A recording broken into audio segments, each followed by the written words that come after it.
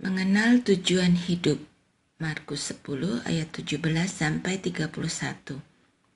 Pada waktu Yesus meneruskan perjalanannya, datanglah seseorang berlari-lari mendapatkan dia, dan sambil bertelut di hadapannya, ia bertanya, "Guru yang baik, apa yang harus kuperbuat untuk memperoleh hidup yang kekal?"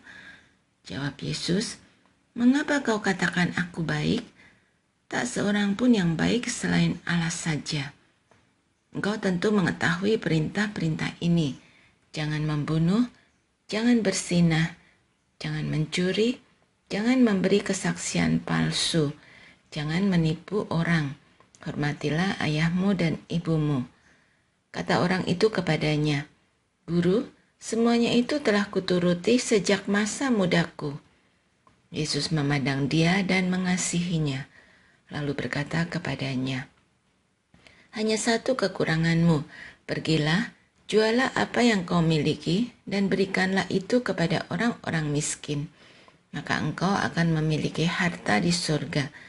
Kemudian datanglah kemari, dan ikutlah aku." Karena perkataan itu, mukanya muram, lalu ia pergi dengan sedih, sebab banyak harta miliknya. Lalu Yesus memandang murid-muridnya di sekelilingnya dan berkata kepada mereka, "Alangkah sukarnya orang yang memiliki banyak harta masuk ke dalam kerajaan Allah." Murid-muridnya tercengang mendengar perkataannya itu. Namun Yesus berkata lagi, "Anak-anakku, alangkah sukarnya masuk ke dalam kerajaan Allah. Lebih mudah seekor unta melewati lubang jarum daripada seorang kaya masuk ke dalam kerajaan Allah." Mereka makin tercengang dan berkata seorang kepada yang lain, "Jadi, siapakah yang dapat diselamatkan?" Yesus memandang mereka dan berkata, "Bagi manusia hal itu tidak mungkin, tetapi tidak demikian bagi Allah. Sebab segala sesuatu mungkin bagi Allah."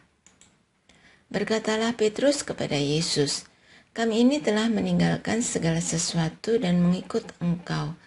Jawab Yesus, "Sesungguhnya aku berkata kepadamu, setiap orang yang karena aku dan karena Injil meninggalkan rumah, atau saudara laki-laki, atau saudara perempuan, atau ibu, atau ayah, atau anak, atau ladangnya, orang itu pada zaman ini juga akan menerima 100 kali lipat.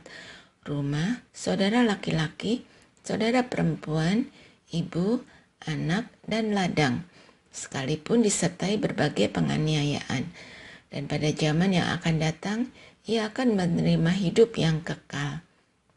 Namun, banyak orang yang pertama akan menjadi yang terakhir, dan yang terakhir akan menjadi yang pertama. Saudara-saudara yang terkasih, dalam kehidupan kita sering bertanya, apa sebenarnya tujuan hidup kita? Pertanyaan ini begitu penting, namun jawabannya seringkali terasa sulit ditemukan. Dalam Markus 10 ayat 17-31, kita melihat seorang pemuda kaya yang bertanya kepada Yesus, "Apa yang harus aku perbuat untuk memperoleh hidup yang kekal?" Pertanyaannya ini mencerminkan pergumulan yang mungkin kita alami. Bagaimana kita menemukan tujuan yang sejati dalam hidup, bukan sekedar mengumpulkan harta atau pencapaian duniawi. Yesus menjawab pertanyaan pemuda ini dengan mengajaknya untuk melihat lebih dalam dari sekedar perbuatan baik. Dia mengundang pemuda itu untuk menyerahkan hartanya, memberi kepada orang miskin, dan mengikutinya. Apa yang Yesus katakan ini bukanlah soal menolak kekayaan atau pencapaian, tetapi tentang menyadari bahwa tujuan hidup sejati tidak ditemukan dalam apa yang kita miliki, tetapi dalam siapa kita ikuti. Seringkali kita berpikir bahwa dengan memiliki banyak hal, kita akan menemukan kebahagiaan dan makna hidup. Namun, Yesus mengajak kita untuk mengalihkan fokus dari apa yang kita kumpulkan kepada siapa yang menjadi pusat hidup kita. Mengikuti Kristus berarti mengenal tujuan hidup yang sejati, yaitu hidup dalam relasi dengan Allah, melayani sesama, dan menghidupi panggilan Tuhan dalam kehidupan kita. Pemuda dalam cerita ini merasa kesulitan untuk melepaskan hartanya, karena baginya harta adalah pusat kehidupannya. Yesus mengajak kita untuk merenungkan, apakah ada sesuatu dalam hidup kita yang menghalangi kita dari mengikutinya dengan sepenuh hati? Apakah kita lebih berfokus pada hal-hal duniawi atau kepada Tuhan yang memberikan hidup dan tujuan sejati? Mengikuti Yesus adalah panggilan untuk melepaskan hal-hal yang menahan kita dari hidup yang penuh makna.